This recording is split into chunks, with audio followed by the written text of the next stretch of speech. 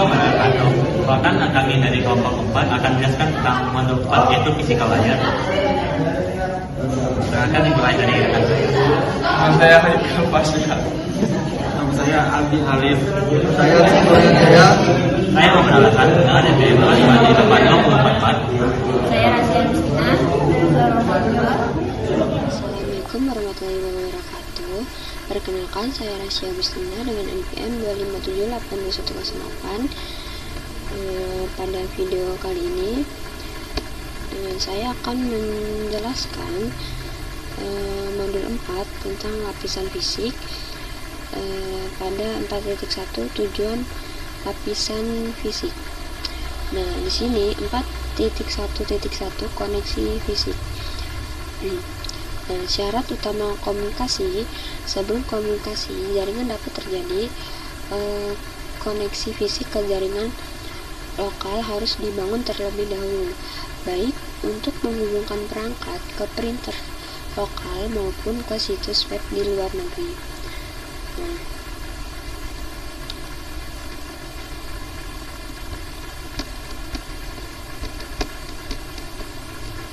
lalu ada jenis koneksi. Jaringan kabel wired, data ditransmisikan melalui kabel fisik, misalnya komputer, desktop atau laptop yang terhubung ke switch bersama di kantor. Selanjutnya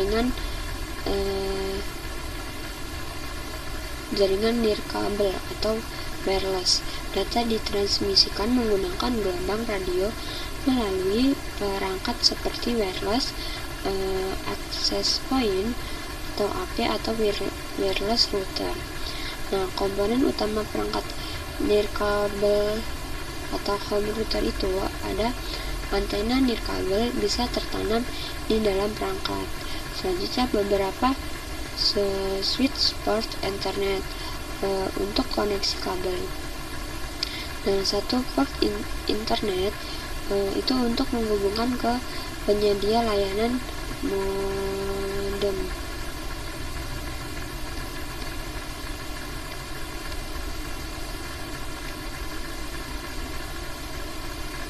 Selanjutnya ada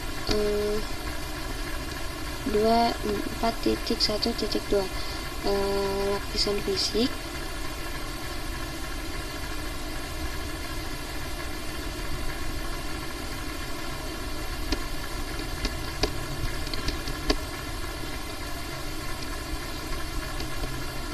Nah, di sini ada koneksi kabel ke router dan kabel kartu antarmuka jaringan.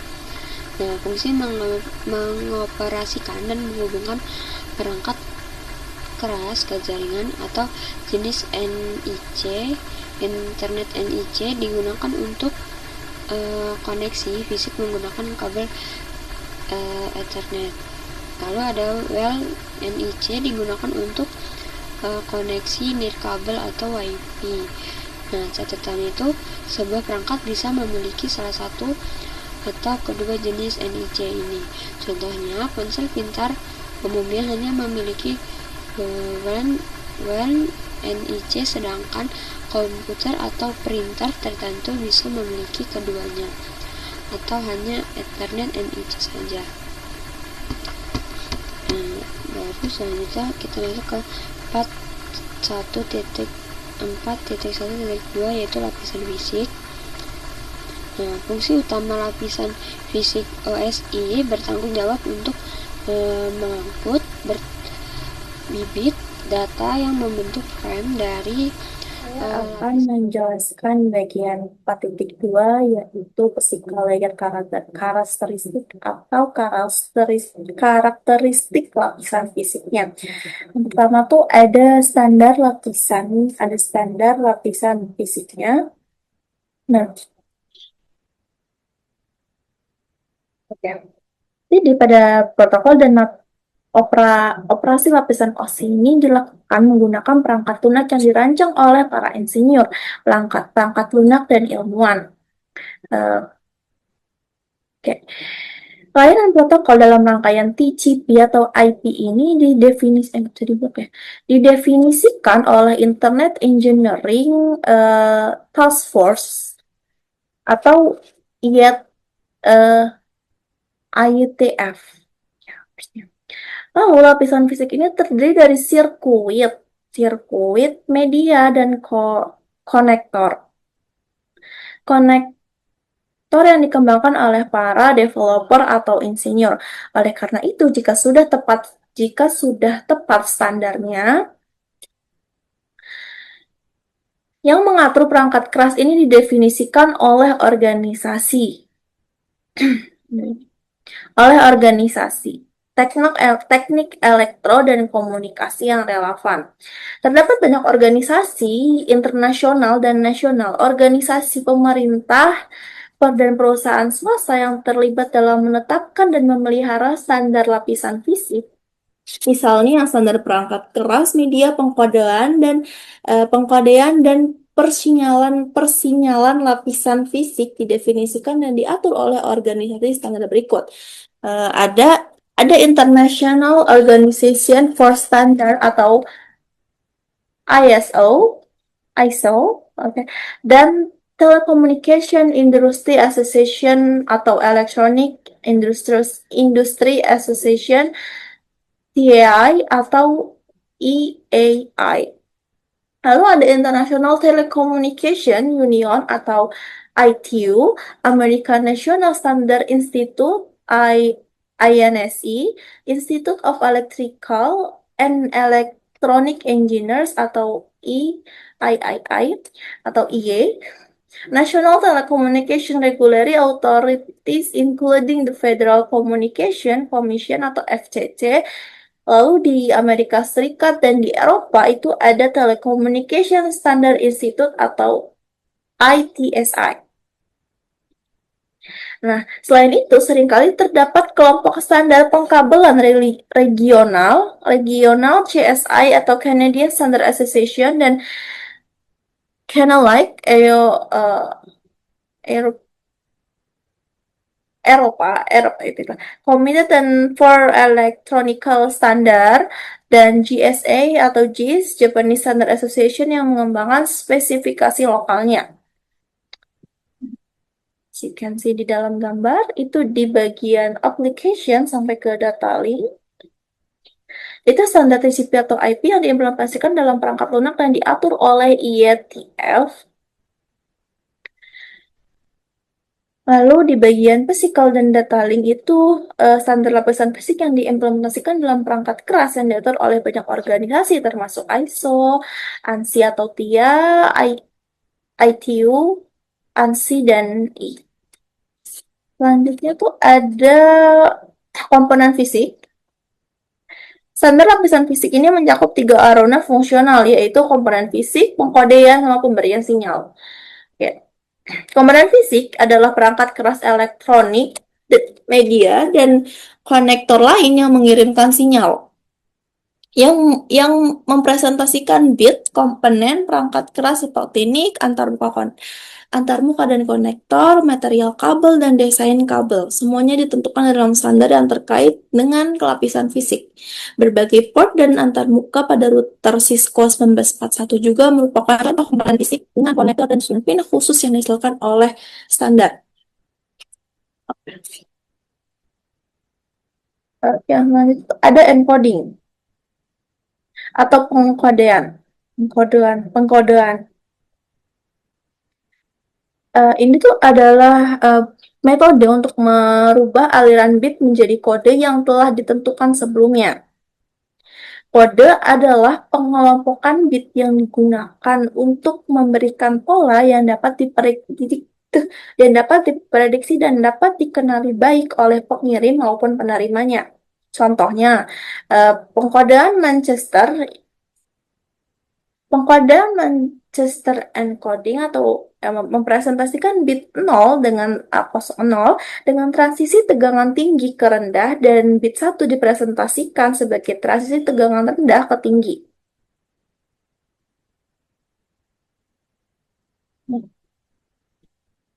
Ini kan tadi bit 0 itu tuh dari tegangan tinggi ke rendah, berarti dari sini. Lalu kalau 1 itu eh, dia tuh dari rendah ke tinggi, masuk ke rendah lalu ke tinggi. Tuh.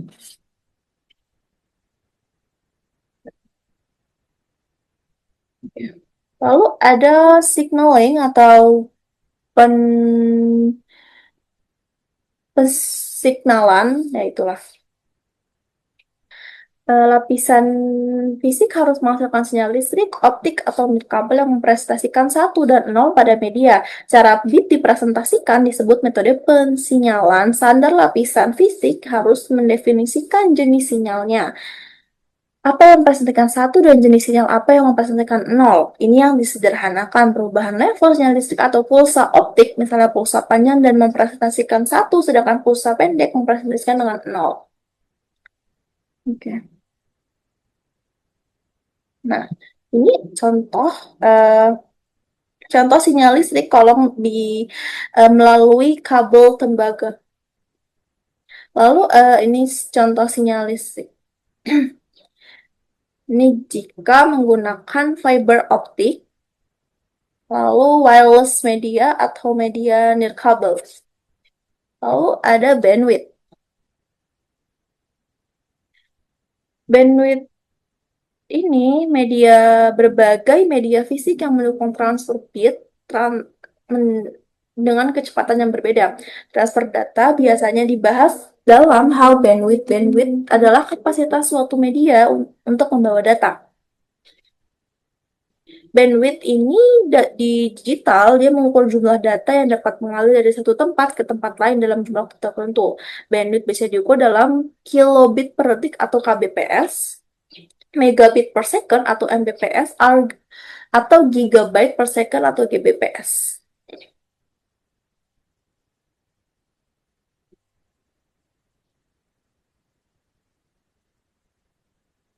Nah, tabel ini itu menunjukkan satuan ukuran yang umum digunakan untuk bandwidth-nya.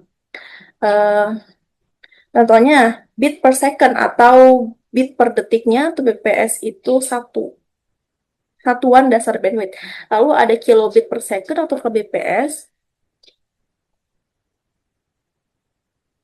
1 kbps sama dengan 1000 bps. Dan seterusnya. Lalu ada bandwidth terminologi atau ya sama aja sih.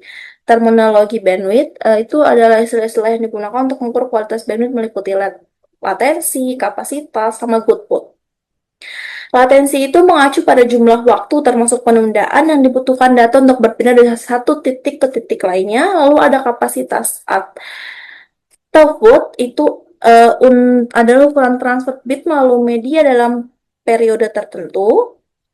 Lalu ada goodput yang terdapat pengukuran ketiga untuk menilai transfer data yang dapat digunakan. Pengukuran ini dapat dikenal sebagai goodput.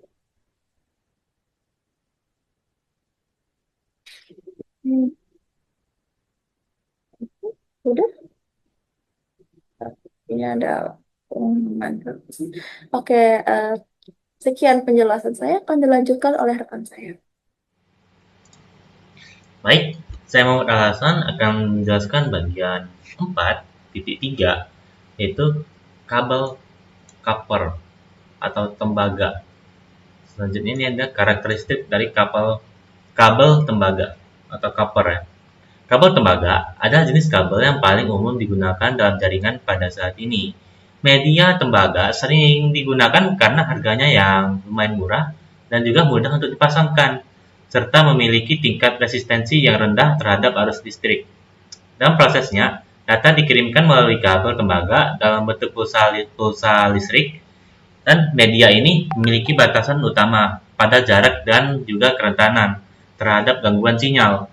Jadi, semakin jauh sinyal berjalan, maka kualitasnya akan menjadi semakin memburuk. Dan sebuah kondisi yang disebut sebagai attenuasi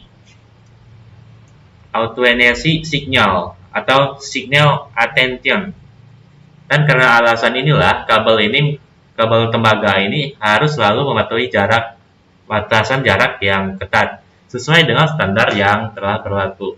Ini contohnya, ini kan dia aturannya stabil gitu. Tapi kalau dia semakin jauh maka sinyalnya akan semakin jelek gitu. Selain jarak, pulsa listrik pada kabel tembaga juga sangat rentan terhadap dua sumber gangguan utama, yaitu adalah electromagnetic interference atau MEI, atau dikenal juga dengan sebutan radio frequency interference, adalah sebuah sinyal MFI dan FRI yang dapat mendistorsi ataupun merusak sinyal data. Sehingga sumber gangguan ini berasal dari gelombang radio atau perangkat elektromagnetik seperti lampu ataupun motor listrik. Dan ada juga gangguan crosswalk, yaitu gangguan yang disebabkan oleh medan listrik atau magnet dari sinyal pada satu kabel yang mempengaruhi sinyal di kabel yang lain karena dia berdekatan. Untuk melawan efek negatif dari EMI dan juga RFI yang tadi, beberapa jenis kabel tembaga dibungkus dengan pelindung logam dan membutuhkan koneksi grounding atau penahan yang tepatnya penahan. Sedangkan untuk melawan efek crosstalk, beberapa jenis kabel tembaga memiliki pasangan kawat sirkuit yang dililit ataupun dililitkan secara berlawanan satu sama lain, gunanya untuk membatalkan gangguan tersebut gitu, karena dia dari listrik gitu. Selanjutnya, dalam infrastruktur jaringan terdapat 3 jenis kabel utama, yaitu UDP, STP, dan juga koaksial kabel. Pertama ada kabel UDP. Kabel UDP adalah media jaringan yang paling umum dan diakhiri dengan konektor RJ45 yang biasa kita gunakan di PC, switch, dan laptop. Dan fungsinya adalah menghubungkan host jaringan dengan perangkat jaringan perantara seperti switch dan juga router. Di dalam jaringan LAN, kabel UDP terdiri dari 4 pasang kawat berkode warna yang dipilih berdasarkan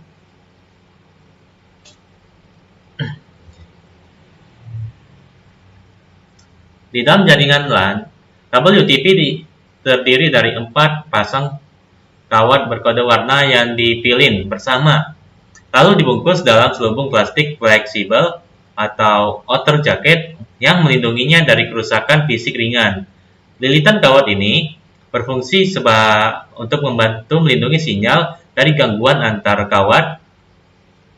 Lalu isolasi plastik berkode warna pada bagian dalam berfungsi untuk mengisolasi kawat secara elektrik satu sama lain dan juga membantu identifikasi setiap pasang kawat.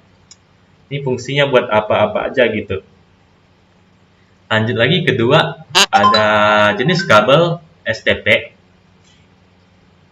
Jenis kabel STP ini memberikan pelindungan terhadap gangguan noise yang jauh lebih baik dibandingkan dengan kabel UDP tadi. Namun kabel STP memiliki harga yang jauh lebih mahal dan juga lebih sulit untuk dipasang. Sama seperti UDP, kabel STP juga menggunakan konektor RJ45, tetapi memerlukan konektor data STP khusus yang memiliki pelindung tambahan.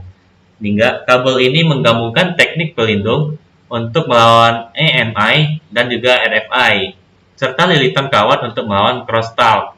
Struktur kabel STP terdiri dari 4 pasang kawat, 2, 4. Kawat yang 4 pasang kawat ini masing-masing dibungkus dengan pelindung foil dan diakhiri dengan selubung luar. Jika kabel ini tidak di-grounding dengan benar, maka pelindungnya dapat bertindak seperti antena dan juga menangkap sinyal-sinyal yang tidak diinginkan. Kekurangan dari kabel ini. Selanjutnya, yaitu ada kabel koaksial. Kabel ini dinamakan koaksial karena terdapat 2 konduktor yang berbagai sumbu yang sama di dalamnya. Strukturnya terdiri dari konduktor tembaga di bagian tengah untuk mengirimkan sinyal elektronik yang dikelilingi oleh lapisan isolasi seperti plastik fleksibel. Bahan isolasi tersebut kemudian dikelilingi lagi oleh anyaman tembaga ini pada nomor 2. yang juga sekali anyaman tembaga tua ataupun foil logam yang bertindak sebagai kawat kedua sekaligus pelindung dari gangguan elektromagnetik dari luar. Seluruh bagian tersebut kemudian ditutup dengan selubung kabel luar yang nomor 1 ini yang berfungsi untuk mencegah kerusakan fisik. Kabel koaksial menggunakan berbagai jenis konektor seperti tipe BNC, tipe N, dan juga tipe F. Meskipun perannya di instalasi Ethernet modern sebagian besar sudah digantikan oleh kabel UTP, desain kabel koaksial masih digunakan secara luas untuk instalasi nirkabel, seperti menghubungkan antena ke perangkat radio, serta digunakan pada instalasi kabel di dalam rumah pelanggan. Cukup sekian. Oke, bismillahirrahmanirrahim. Di sini saya Rizky Kurniaha akan menjelaskan tentang modul 4.4 ya. Nah, yaitu kabel UTP ya, perkabelan UTP. Nah, UTP ini apa? Unsighted Twice Pair ya, yaitu standar yang biasa digunakan dalam LAN atau Local Area Network ya. Nah, di kabel UTP ini ada beberapa jenis ya. Nah, ini yang biasa digunakan di umum ya, kabel UTP umum. Nah, ini merupakan gambaran kabel UTP yang terpasang sangat buruk ya, cukup buruk karena dia berantakan. Nah, yang dengan benar itu secara tertata rapi seperti ini. Nah, dalam kabel UTP juga ya, itu ada dua jenis, yaitu kabel strike dan kabel crossover ya. Kalau kabel strike itu yang digunakan biasanya dari satu device ke device yang lain. Nah, kalau untuk cross dia itu untuk dari device yang sama. Ketika misalnya kalau untuk strike itu dia dari router ke router atau dari switch ke switch atau dari dan lain sebagainya ya. Itu untuk strike. Nah, kalau untuk crossover, untuk crossover itu untuk ke device yang sama ya. Cross itu untuk device yang sama. Di cross untuk tadi strike itu untuk device yang berbeda. Misalnya dari router ke switch dan switch ke router gitu. Itu untuk strike ya. Kalau cross dia ke device yang sama seperti itu. Misalnya dari host ke host, router ke router, switch ke switch. Nah, itu menggunakan kabel cross. Nah, di sini ada dua jenis standar penggunaan pemasangan kabel UTP ya. Itu ada T568A, terus ada T568B. Nah, ini bentukan pemasangan kabelnya. Jadi ada 8 jenis kabel ya. Nah, kalau untuk strike itu dia satu tipe ya. Misalnya kita menggunakan tipe yang T568A. Nah, yang kan dia ada dua ujung ya, yang ujung satu dan ujung kedua untuk menyambungkan ke device-nya gitu. Nah, itu kalau kabel strike itu dua-duanya ujungnya sama. Misalnya pakai tipe yang ini ya, dua-duanya ujungnya kabelnya tipe yang sama. Tapi kalau cross dia dia di kabel yang berbeda. Misalnya di ujung menggunakan kabel ini dan di ujung menggunakan kabel ini. Dan sedikit kesimpulannya, berarti kabel strike itu standar tipenya sama, tapi untuk device yang berbeda, ke device yang berbeda. Kalau untuk cross dia itu ke tipe kabel yang sama, pemasangan kabelnya sama, tapi dia untuk ke device yang sama gitu. Pemasangannya beda tapi untuk ke device-nya dia sama. Ke device-nya dia sama ya. Seperti itu. Untuk selanjutnya akan dilanjutkan oleh kawan saya. Perkenalkan, nama saya lebih Halim. Jadi kali ini saya akan melanjutkan penjelasan dari modul 4 lapisan fisik. Ini basic layer ya, karena di translate tentang OSI layer. Kita masuk ke fiber optic, sebar kita.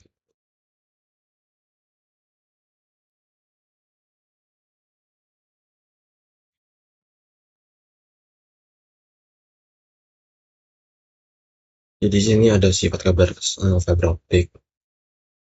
Jadi kalau kita pelajarin ini ya, fiber optic. Jadi fiber optic itu ada tipenya. Jadi dia itu sedikit mahal, ekspensif, dan juga dia tidak biasa digunakan ya, karena ada beberapa tipe.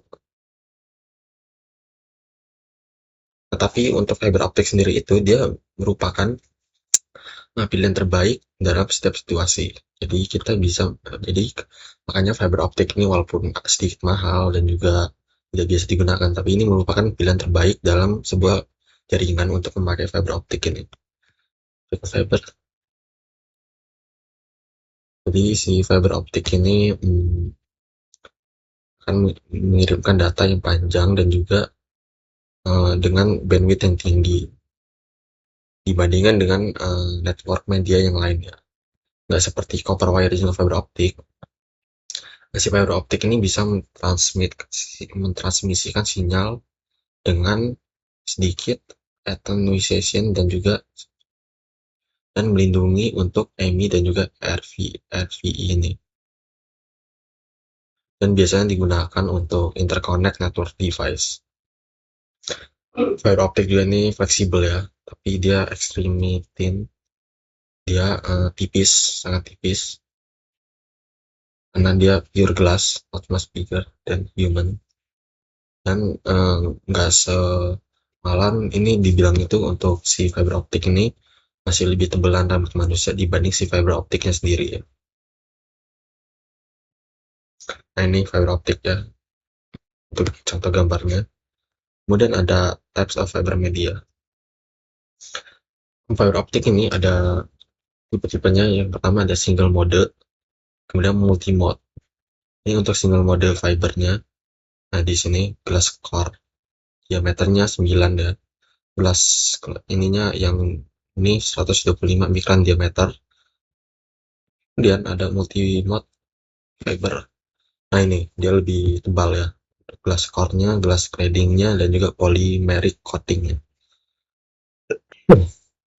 Kemudian kita lanjut ke penggunaan kabel serat optik.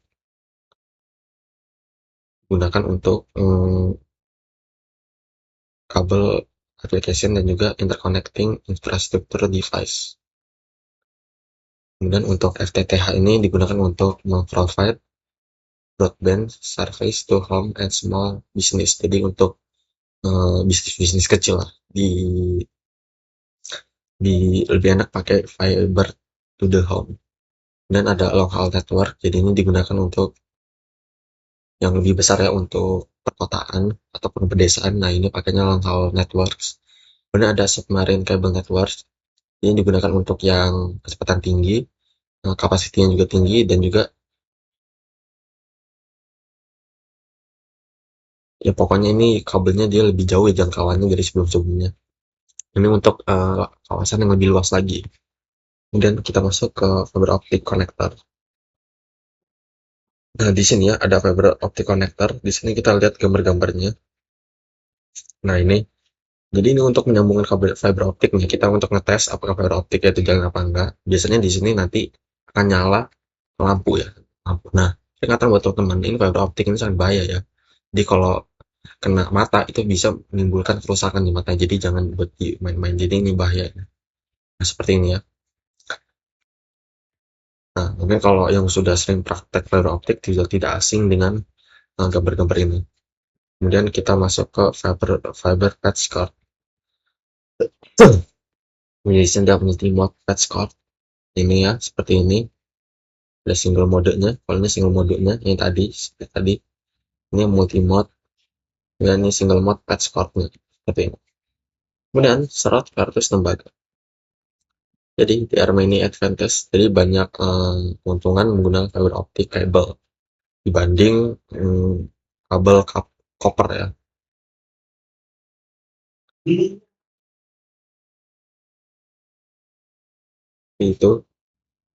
Nah, mungkin itu saja untuk penjelasan saya tentang bagian 4.35.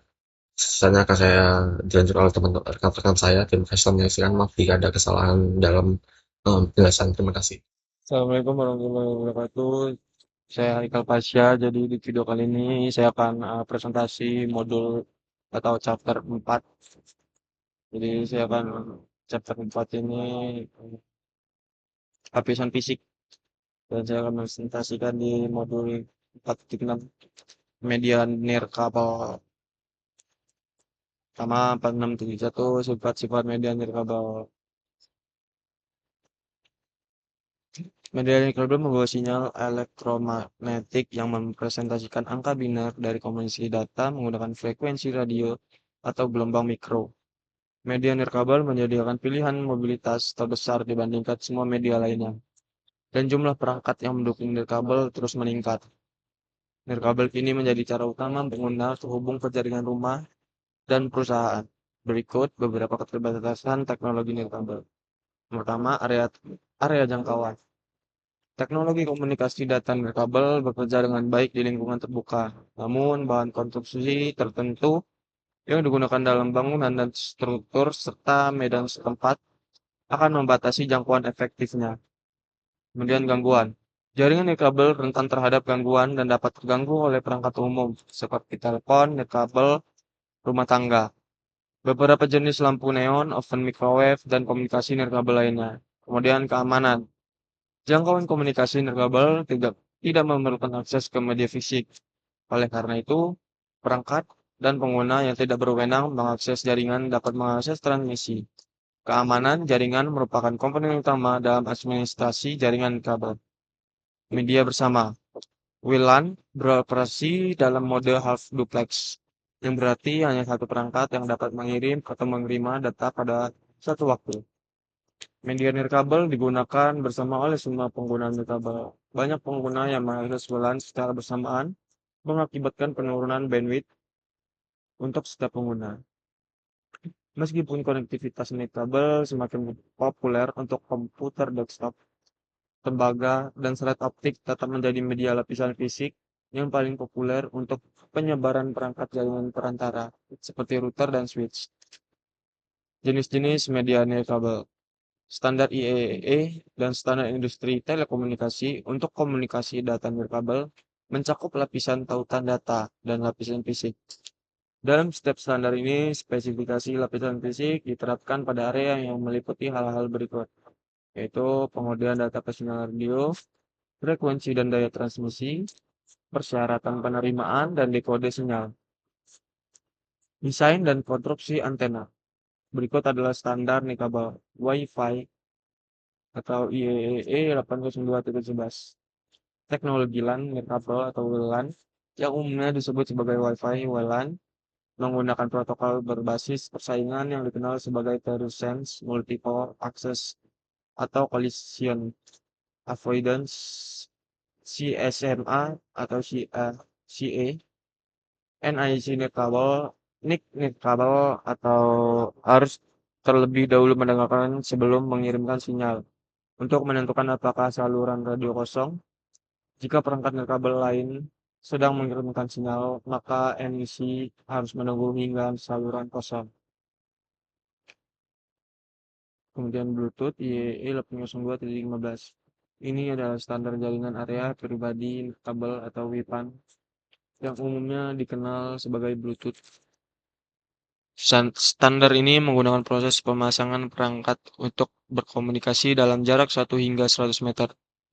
Kemudian ada WiMAX atau IEEE 802.16. Umumnya dikenal sebagai Worldwide Interoperability for Microwire Access atau WiMAX. Standar nirkabel ini menggunakan topologi point-to-multipoint untuk menyediakan akses broadband nirkabel. Kemudian ZigBee atau IEEE 802.15.4. ZigBee adalah spesifikasi yang digunakan untuk komunikasi dengan laju data rendah dan daya rendah. Oke, dan ada jaringan LAN nirkabel. Implementasi data nirkabel yang umumnya memungkinkan perangkat untuk terhubung secara nirkabel melalui LAN. Secara umum, WLAN membutuhkan perangkat jaringan berikut, yaitu access point atau AP nirkabel. Perangkat ini memusatkan sinyal nirkabel dari pengguna dan terhubung ke infrastruktur. Bentar.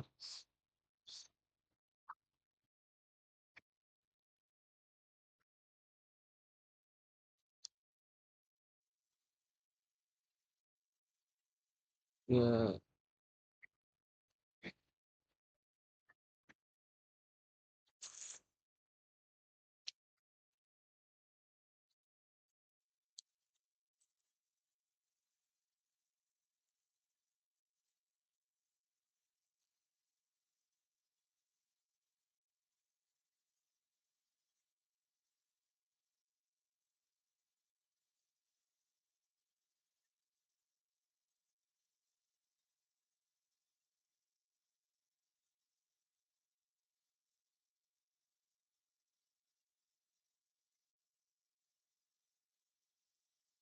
oke, mungkin cukup presentasi dari saya. Saya akhiri.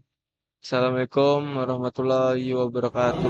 Baiklah, mungkin itu saja materi yang dapat kami sampaikan. Kami mohon maaf bila ada kesalahan atau ucapan. Kami akhiri. Wassalamualaikum warahmatullahi wabarakatuh.